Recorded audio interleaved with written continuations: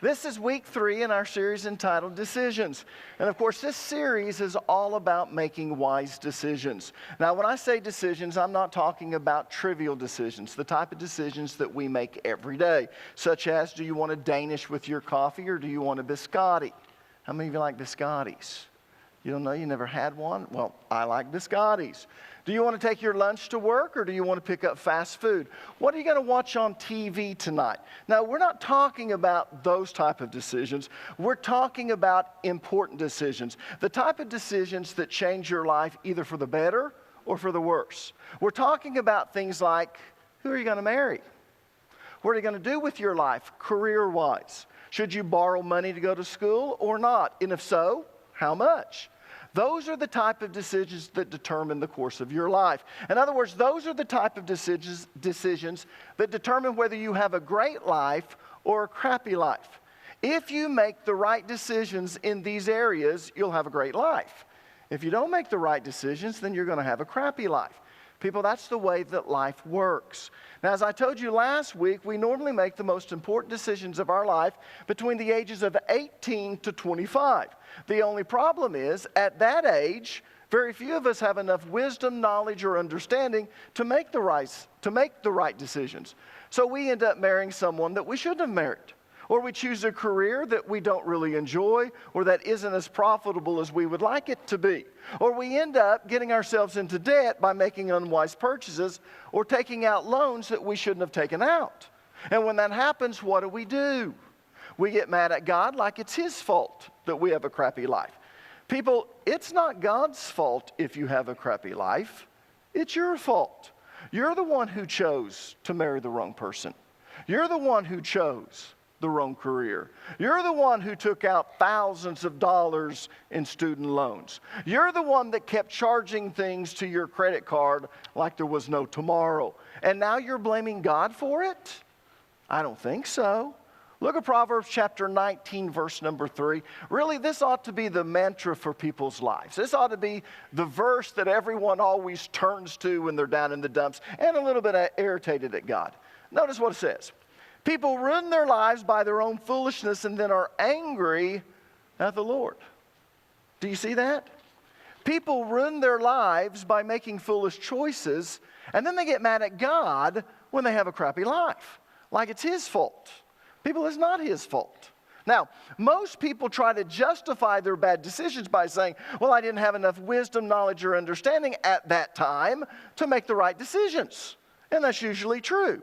You see, most of us don't have enough wisdom, knowledge, or understanding to make the right decisions until we're about 40 years old. And by that time, we've made so many bad decisions, it's hard to climb out of the hole that we've dug for ourselves. How many of you can relate to that? Yeah. So what's the answer? Well, that's what this series is all about. You see, it's possible to make wise decisions even if you really don't possess a lot of wisdom, knowledge, or understanding, as long as you have the right core values.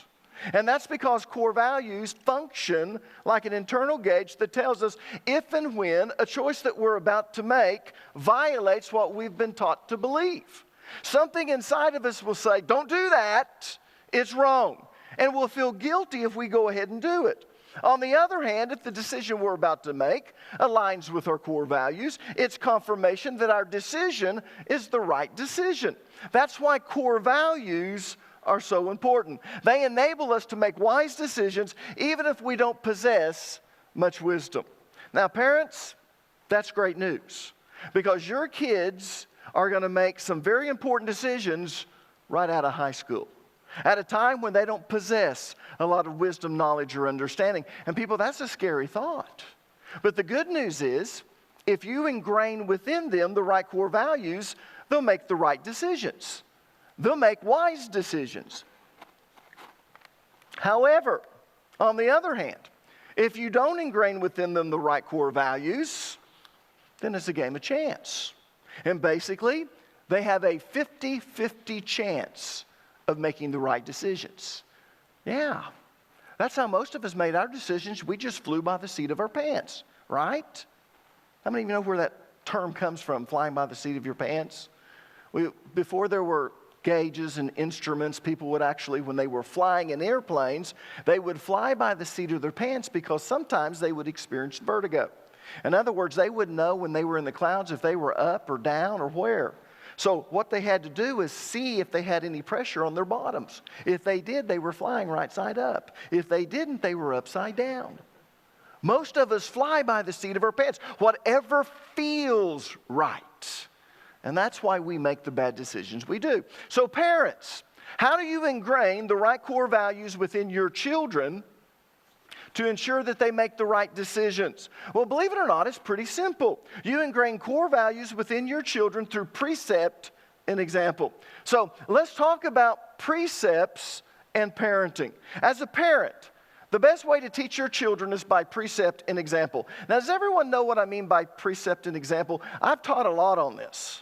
In fact, for the last 25 years, I've been teaching on precepts. So if you've been coming a while, you probably know a lot about precepts, but we always have new people. So does everyone know what I mean by precepts? Well, let me explain what a precept is. A precept is a rule of principle that dictates how a person should act or behave. Now, let me give you an example of a precept. Turn with me, if you would, to the book of 2 Thessalonians chapter 3, verse 10. This is one of the best examples you can give because it actually states that it's a rule. And remember, precepts are rules or principles. So notice what it says. Even while we were with you, we gave you this rule. Whoever does not work should not eat. People, that's a precept. It's a rule that dictates how you should act or behave. If you don't work, you don't eat. It's pretty simple, huh? So when you're trying to teach your child the value of work, you state this rule. And when you state it, you say it the same way every time. What you're trying to do is ingrain this rule within them. Now, let me give you an example to illustrate how to do this. Let's suppose that your child, or you want your child to pick up their room before they go out to play. So you tell your child at the breakfast table. Now, why do you tell your child at the breakfast table? Because your children should not be sleeping late. We wonder why our children don't have work values. When it's summertime, we let them do whatever they want to do. Let me tell you a little story about my dad. He really taught me some very valuable lessons. He passed away a week from Monday. But anyways, I learned something really interesting about him. When I was in high school, I didn't have a curfew. And so I thought I could stay out as late as I wanted. But it didn't take 2 or 3 times to figure out that the later I stayed out, the earlier my dad got me up. In Tahlequah at that time, there wasn't anything to do after 11 o'clock or midnight because, the sidewalks rolled up, all the stores closed. But, you're a kid. I'd stay out to 2 or 3 o'clock in the morning. About 5 o'clock in the morning, my dad would wake me up. He had things for me to do. And I found out if I came in a little bit earlier, about midnight, Dad would let me sleep to about 6:30.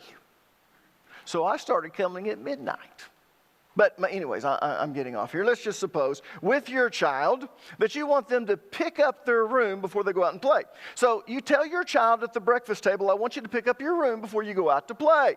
And when you tell them that, they get this irritated look on their face and they say, oh man, everyone's going to Timmy's house to play video games. Now people, that's the perfect time to teach them this precept. So you say, hey, we have a rule in this house. If you don't work, you don't eat. That rule is a biblical principle. It's found in 2 Thessalonians chapter 3, verse 10. And that's why I go to work every day. If I don't work, we don't eat. And I'm teaching you the same rule. You clean up your room and then you can go out and play. Now, that's what I mean by precept and example. You state the precept and then you set the example by living it. And that's the same method that God uses with us. Turn with me, if you would, to the book of Isaiah, chapter 28, verse 10, and I'm going to prove it to you. Notice what it says. For precept must be upon precept. Precept upon precept, line upon line upon line, here a little and there a little. Now, if you read this in context, you'll find out that the Israelites were complaining that God was treating them like children because he was teaching them precept upon precept in the same way that a parent teaches their child. In fact, let's read this verse from the NIV and then from the NLT. Notice what the NIV says. For it is Do this, do that, a rule for this, a rule for that, a little here, a little there. Now look at the NLT. Notice what it says. He tells us everything over and over. One line at a time. One line at a time. A little here, a little there. Now how the NLT translates this is really a great translation because it uses the phrase one line at a time. And precepts should be stated as one-liners if at all possible. Let me say it again. Precepts should be stated as one-liners if at all possible. As an example, you don't work, you don't eat. People, that's a one-liner. It's easy to remember, and it's easy to understand. So again, if at all possible, precepts should be stated as one-liners. Now, here's what's interesting about Isaiah chapter 28, verse number 10.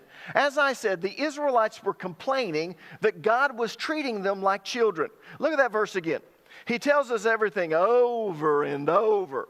Any of your kids ever accused you of that? I know. You tell me that over and over. One line at a time, one line at a time. A little here, a little there. But people, that's the way that God teaches us. He teaches us by precept and example. And that's the way that you're supposed to teach your children. By precept and example. Is everyone with me? Good. Now, let me explain why this teaching method works. First of all, precepts are easy to remember. They're one-liners. You don't work, you don't eat. It's simple and easy to remember. And that's why God uses precepts, and we as parents should too. They're easy to remember. Secondly, precepts make it easy for children to connect the rule of the principle with the situation at hand. You want them to be able to connect the dots. You want them to be able to connect the precepts with that teachable moment, with the situation. And that's why you use precepts. Turn to Deuteronomy chapter 6, verses 6 through 9, and I'll show you what I'm talking about. Notice what it says. And these words which I command thee this day shall be in thine heart. And thou shalt teach them diligently unto thy children, and shalt talk of them when thou sittest in thine house, and when thou walkest by the way, and when thou liest down, and when thou risest up. And thou shalt bind them for a sign upon thine hand, and they shall be as frontlets between thine eyes. And thou shalt write them upon the post of thy house and on thy gates. Now, let me break this down verse by verse for you, because most of us, when we read that, we just kind of go glossy-eyed, right? We have no idea what that means. So let me just break this down for you verse by verse. Look at verse 6. And these words which I command thee this day shall be in thine heart. Now the commands he's referring to are precepts. They are rules that dictate how we are to act or behave. And he tells us that these precepts are supposed to be in our heart. In other words, we're supposed to ingrain these precepts within us. And there's two reasons for this. Number one, so they'll affect the way that we act or behave. Yeah. And number two, so that we can teach them to our children. Listen to me. You can't teach what you don't know. How many of you have already raised your children? You come to our church, I may be teaching on parenting, and you say to your wife or you say to your husband, I wish I would have known that when we were raising our children. You know why you're saying that? Because you realize you can't teach what you don't know. You know, every once in a while, I'll see a child that's not too smart and they're playing hooky, and you know what I think? Why are they playing hooky? They need all the school they can get. Some of you aren't too smart when it comes to the Bible. And when you play hooky from church, I think you really need to come to church. You need to learn the Word of God. But the reason I say that is, you can't teach to your children what you don't know. So you have to ingrain these rules or principles within yourself, which brings us to verse number 7. Notice what verse 7 says. And thou shalt teach them diligently unto thy children, and shalt talk of them when thou sittest in thine house, and when thou walkest by the way, and when thou layest down, and when thou risest up. In other words, life is full of teachable moments. And you need to take advantage of those teachable moments to ingrain these precepts within your children. You don't just sit them down and start having talks. No, you wait for these teachable moments. In fact, let me give you an example using one of my daughters. In fact, now I have this rule in our house. Before I use my daughters as an example, I have to get permission, and I've gotten permission to use this. When Macy was in high school, she worked at Del Rancho. She did that one summer.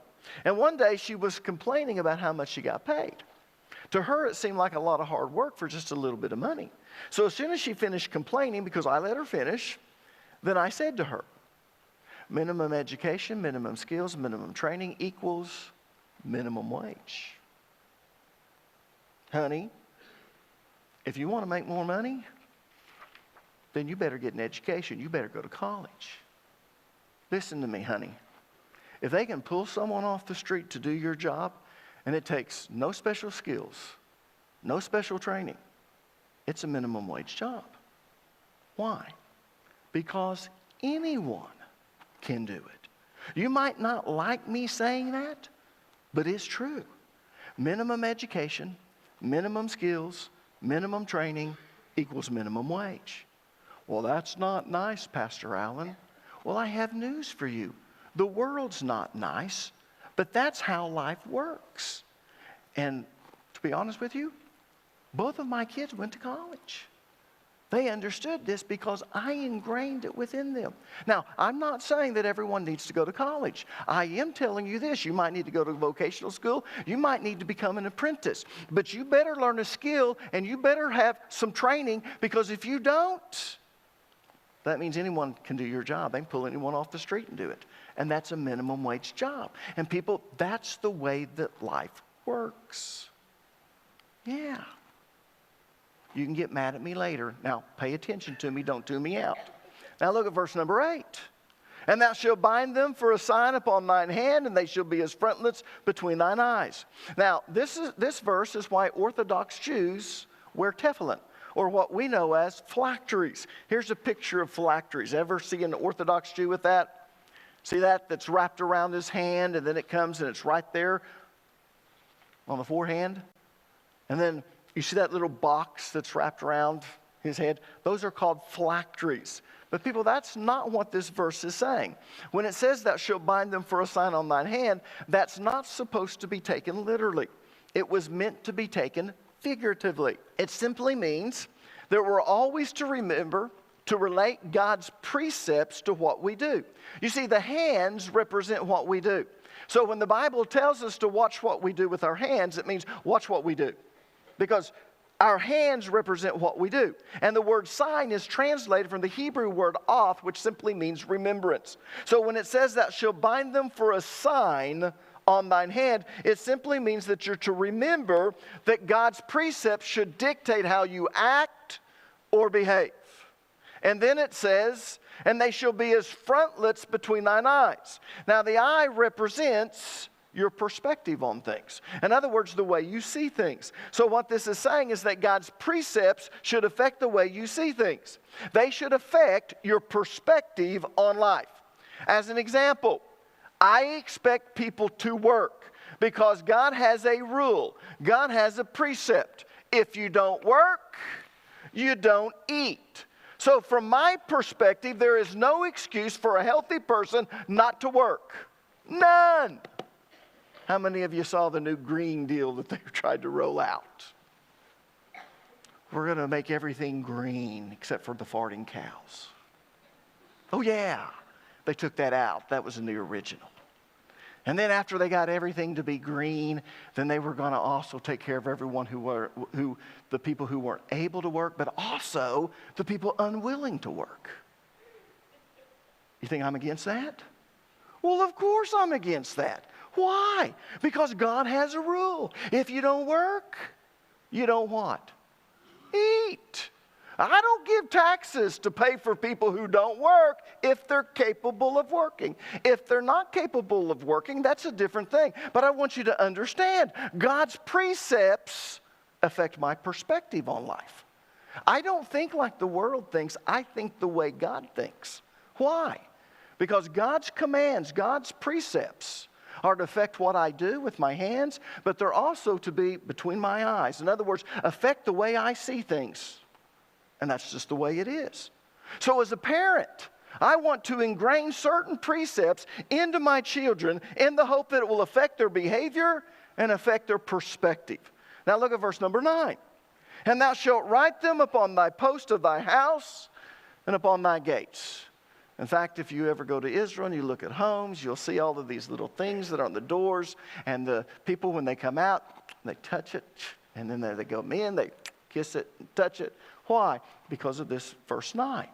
In other words, what this is telling me is I want to write these precepts down. And I want to put them on my refrigerator, and I want to tape them to my mirror until they become a part of who I am, a part of me. So here's what Deuteronomy chapter 6, verses 6 through 9 is saying in a nutshell. God's precepts are supposed to be ingrained within us to the point that they affect everything that we do. And we're supposed to teach our children these precepts. And the way that we do that is we look for teachable moments where we can simply state the precept that applies to the situation at hand. Now, we don't have to preach a sermon to our kids. That's where we get in trouble, parents. Stop the sermons. You don't need to do that. All you need to do is state the precept and allow the children to connect the precept to the situation at hand.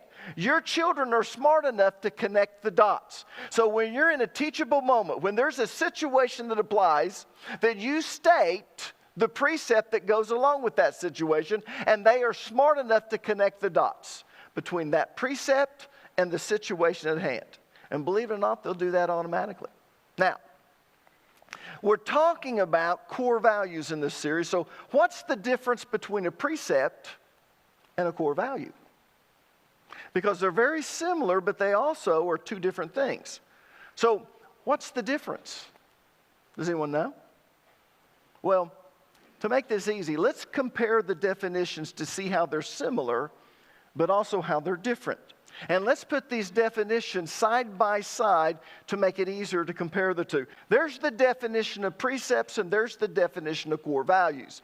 Now, I gave you the layman's definition because the layman's definitions will help you compare them much easier. I want you to notice the similarity between the two. Precepts are rules or principles that dictate how a person should act or behave, whereas core values are fundamental beliefs that dictate how a person should act or behave. Do you see that? They both dictate how a person should act or behave. So they're very similar in that they both dictate how a person should act or behave. But they're not the same. In fact, they're very different from each other. Do you see the difference? A precept is either a rule or a principle, whereas a core value is a strongly held belief. In fact, that's what a fundamental belief is. See, the difference is precepts are rules or principles, core values are fundamental beliefs. And when I say fundamental beliefs, I mean strongly held beliefs. So they are two different things. Now, let me see if I can illustrate the difference between the two. When Mike and Macy were children and lived in my home, I dictated their behavior. I had certain rules and principles that I demanded that they live by. In other words, precepts. And I enforced those precepts. As an example, if one of the girls called the other one stupid or an idiot, I would say, hey, we don't talk like that in our house. We don't speak words that tear people down. We only speak words that build people up. I better not ever hear you say that again. Do you understand me? Now, I didn't preach a sermon, but if I had, I would have had them turn to Ephesians 4:29. Let no corrupt communication proceed out of your mouth, except that which ministers grace and edifies the believer. Now, that word corrupt, sapros. It literally means rotten. It means to tear down. You don't speak words that tear down. Now, I didn't preach that sermon. I just told them, we don't do that in this house. We don't speak words that tear people down. We only speak words that build people up. I better not ever hear you say that again. Now, did everyone catch what the precept was? What was the precept? We don't speak words that tear people down. We only speak words that build people up. Now, I tried to ingrain that precept within Mike and Macy because I knew that when they grew up and moved out of the house, I could no longer dictate their behavior. Once they were out of my house, they were out from underneath my authority. And I understood when they were little that there was going to come a day that they were going to leave my house and they were going to leave living underneath my authority. But my hope was that I would so ingrain that precept within them that it would become a part of them and they would come to believe that that's the way they should speak to others, especially to family. And my hope was fulfilled.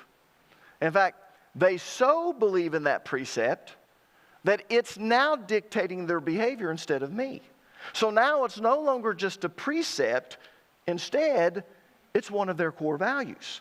So today, they don't speak words that tear people down. They only speak words that build people up. It went from being a rule that I use to dictate their behavior to their own personal belief that's dictating their behavior. So if you're taking notes, I want you to write this down. It's not going to come on the screen. Every once in a while, I won't put something on the screen because I want you to pay attention. So if you're taking notes, I want you to write this down. Until a precept becomes something they believe, it's not a core value. Let me say that again. Until a precept becomes something they believe, it's not a core value. You see, as long as Mike and Macy were living in my house, they had to abide by my rules. And my rules dictated how they would act. If they didn't act that way, they were disciplined. But I also knew that one day they were going to move out of the house and I would no longer have them underneath my authority. So I wanted to make sure that I ingrained that within them. So when they moved out of the house, it was no longer a rule that they had to live by because they're in Daddy's house, but it was something that they strongly believed. And as a result of strongly believing, it's now not just a precept, it's a core value. In fact, let me give you an example of how a precept from our childhood can turn into a core value in adulthood. How many of you remember asking your mom if you could do something with all of your friends and your mom said no? What'd you do? Did you take no for an answer? Oh, no. You tried to change your mom's mind. And you probably said in trying to change her mind, but Mom, everyone's doing it. Anyone ever try to use that reasoning with your mom? Hey, Mom, all my friends are going to do this. Can I go with them? And she says, no, you can't. Why? Because I said so. Well, everyone's doing it. What was your mom's reply when you said everyone was doing it? If everyone jumps off the cliff, are you going to jump off a cliff? How many of you had your mom say that? If everyone's jumping off a cliff, are you going to jump off a cliff? God, I hated that. And I swore that I would never, ever say that to my kids. Now, before I continue on with my example, let me just say, that's a biblical principle. If everyone was jumping off a cliff, would you jump off a cliff? People, that's a biblical precept. How many of you knew that? Yeah. It's based on Exodus 23:2. Turn to Exodus chapter 23, verse 2. Notice what it says. You must not follow the crowd in doing wrong. Woo! Do you see that? You must not follow the crowd in doing wrong. So when your mom said, if everyone was jumping off a cliff, would you jump off a cliff? And under your breath, what did you say? Yeah. So when your mom said that, if everyone was jumping off a cliff, would you jump off a cliff? She was using a one-liner to teach you that you must not follow the crowd in doing wrong. Yeah. But didn't you hate it when your mom said that? Of course you did. And you swore that you would never, ever say that to your kids. And then one day, you're a parent arguing with your child because they want to do something they shouldn't do. And they say, but everyone's doing it. And before you know it, guess what comes out of your mouth? If everyone was jumping off a cliff, would you jump off a cliff? Yeah. All of a sudden, you're saying something that you swore you would never say to your kids. Well, congratulations. That precept That one-liner that your mom used on you to dictate your behavior as a child has now become one of your core values in adulthood.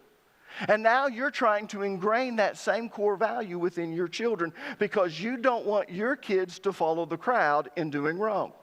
It doesn't matter if everyone is doing it. You're not going to do it because it's wrong. Right? Yeah. So congratulations. Your mother instilled that within you when you were a child, and it's now a core value that you live by as an adult. Without even realizing it, you came to believe it. Yeah. And that very moment that you came to believe it, it changed from just being a precept to becoming a core value. Now it's not a rule that your parents are enforcing that you live by because you're under their authority. But now that you're an adult and you're not underneath your parents' authority, it's something you believe in. And it dictates the way you act or the way you behave. Yeah. People, precepts are powerful because they have the power to become core values. In fact, that's the goal of precepts. The goal of precepts is not just to dictate your behavior, but it's to become such a part of you that it not only dictates your behavior, but it dictates your perspective on life. So now you don't just see things the way the world sees things. You see the world, or you see things the way God sees things. So if you didn't write this down, you write it down, then we're going to move on. Until a precept becomes something you believe, it's not a core value. It's just a precept. Yeah. And I can guarantee you, your kids are saying the very same thing that you said. They're looking at those rules that you're using to dictate how they act or behave. They're saying inside of themselves, when I become a parent, I'm never going to say this to my kid. And yet, because you keep repeating that one-liner over and over at those teachable moments when it pertains to that situation, one day it kicks in. And it's not just a rule, it becomes something that they strongly believe. And now it's dictating how they act. It's dictating how they believe. Would you like me to give you another? Because when it comes to precepts, our whole purpose in stating these precepts is that we want them to eventually become core values. If they don't become core values, then as soon as they get out from underneath the authority of your home, they're going to do whatever they want. What a scary thought. You can dictate right now because they're living underneath your roof. And as long as you're underneath my roof, you'll abide by my rules. Anyone ever said that? You swore you'd never say that to your kids because your parents said it to you. And now you're saying it to your kids. Yeah. But what the goal of giving these precepts is that one day it's not just a rule they have to obey, because one day they're going to grow up, they're going to move out of your house.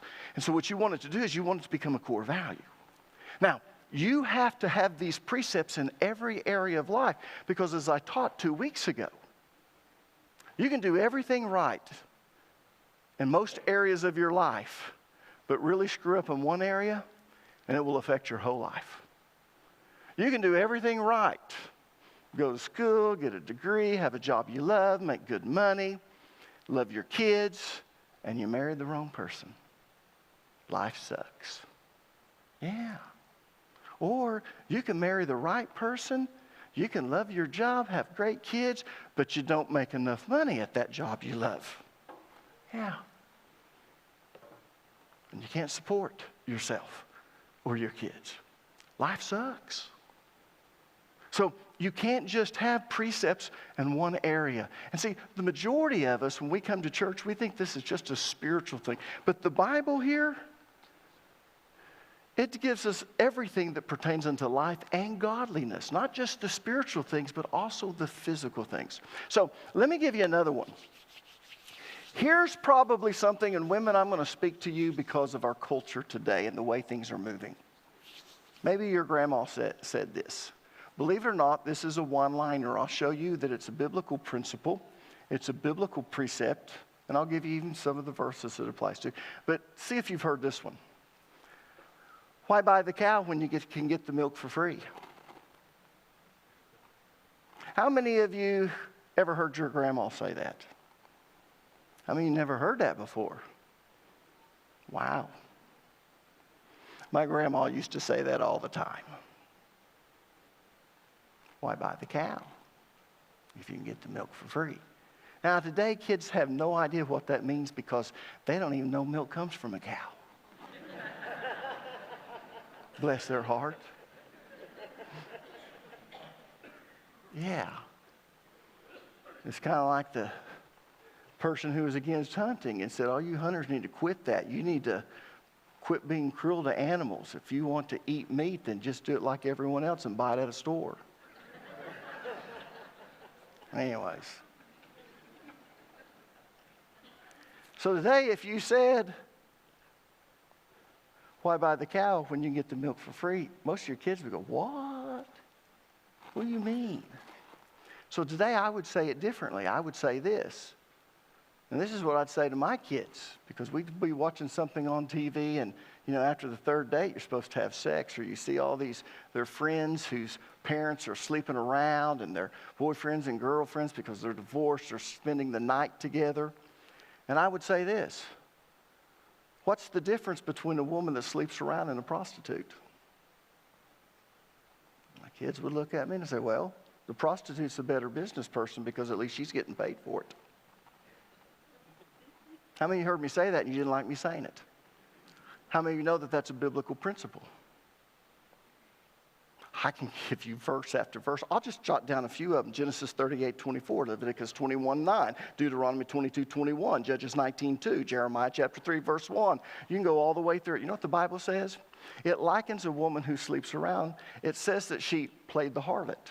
Sometimes it's translated as played the whore. Sometimes it's translated as play the prostitute. But basically what it means is a woman that sleeps around is just like a prostitute. The only difference between the two is the prostitute is a better business person because at least she's getting paid for it. The first time you ever see this phrase, play the harlot, is found in the book of Genesis chapter 38, verse number 24. You guys remember the story. It's Tamar. Judah is supposed to give his youngest son to her in marriage with levirate marriage, and he doesn't do it. He's kind of scared of the woman. 2 of his other sons have died. So when he becomes a marriageable age, he doesn't do it. So what does Tamar do? She pretends to be a prostitute. Judah comes along. She sleeps with him. He doesn't have any money on him because he's not going anywhere where he needs money. He's going out to shear the sheep. So when he goes in and sleeps with her, she becomes pregnant. When it becomes noticeable that she's pregnant, Judah wants to have her burned. Why? He wants to have her burned because she played the harlot. Yeah, that's the first time you see it. Leviticus chapter 21:9. No priest's daughter is supposed to play the harlot. In other words, act like a prostitute, sleep around. Deuteronomy 22:21. Most of you don't even know the story in Judges chapter 19, verse number 2. How many of you remember this story and you don't understand its meaning? It's about the concubine that left her husband and went back with her father, and 4 months later the man goes to get his concubine.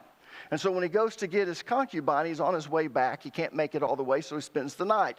These men come out, and they want to assault him. So what does he do? He takes his concubine and puts her outside, and they so abuse her that she dies. So he cuts her all up, and he sends them to different parts of Israel. And when all the people see what's happened to this concubine, they get mad, and they come and they fight against the tribe of Benjamin. How many of you know the story I'm talking about?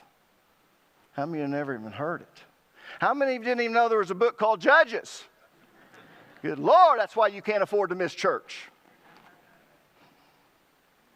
And people look at that man and they go, oh my. What they missed about the story is, before it says she went home to her daddy, it says she played the harlot. In other words, she was sleeping around. And because she was sleeping around, her husband disciplined her. She got mad and went home. He got to feeling bad about it, so he goes to get her. And he's trying to treat her kind, but he still has irritation against her. And so when he's traveling, these men come out. He's still mad at her, and he's wrong with what he does. But he puts her out there and she ends up dying. But most people don't understand the story. And the reason they don't understand the story is the only reason he put her out there is because she played the harlot. Now, here's the interesting thing. Right now, there's rules or principles as parents that we come in and we don't allow our children to be unsupervised at certain times. We don't let them to stay out late at night without there being someone there to chaperone them. We have all of these different rules because we're trying to dictate their behavior. But our desire, our hope, is that it will cease when they move out of the house just being rules that dictates how they're to live. But hopefully it becomes ingrained within them and it becomes a strongly held belief. And that dictates how they believe.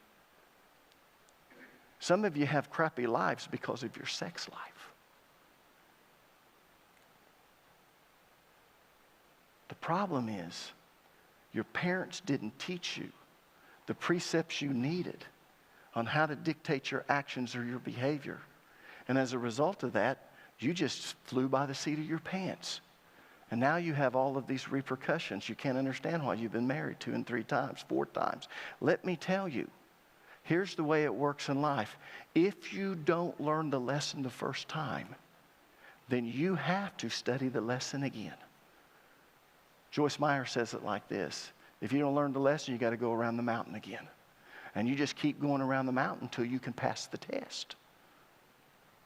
The things that God wrote in the Word, His Word, are to help you to have successful lives and to pass on to your children so they can have successful lives, who will then pass it on to their children so your grandchildren have successful lives.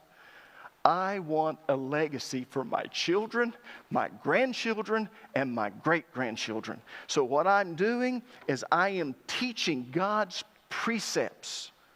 And my hope is when they leave my house and I no longer can dictate their behavior because of rules, they're under my authority, that they will become strongly held beliefs and they will live by those rules voluntarily.